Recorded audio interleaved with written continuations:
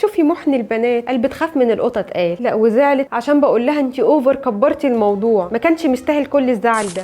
ارجوك ما تتفهش من مشاعر غيرك، ده مش محن بنات، في فعلا بنات بتخاف من القطط، في اصلا فوبيا القطط، ده بسبب مواقف قديمه حصلت او ممكن بتخاف منهم من غير مبرر، في مواقف ممكن تزعل ناس معينه وتاثر فيهم، لكن انتوا تشوفوها عاديه ومش مستاهله، بس هي فعلا عندهم كبير. مشاعرنا واللي بنحس بيه مش حاجه نتناقش فيها ومش لازم نحط لها مبرر. انا زعلت علشان الموقف ده زعلني، عشان ده احساسي، انا عاوزه اعمل ده، انا بحب اروح المكان ده، مش برتاح في التعامل مع حد معين، كلها مشاعر جوانا مش لازم نفسرها او نحط لها مبررات علشان تقتنعوا باحساسنا اتجاهها. واجبك انك تحترم اللي بمر بيه وما تقللش منه. الموضوع ملوش مقياس ومتفاوت جدا ما بين حد والتاني، ومش لازم خالص احس باللي بتحس بيه. احنا لو توأم متماثل مش هنستقبل المشاعر بطريقه واحده، فما بالك احنا اصلا مختلفين. انا مش مضطره ابرر لك اي مشاعر بحسها او اي موقف باخده، كل واحد فينا حر. اكتبوا لي في التعليقات انتوا بتتضايقوا من ايه وامتى الناس بتقول عليكم اوفر.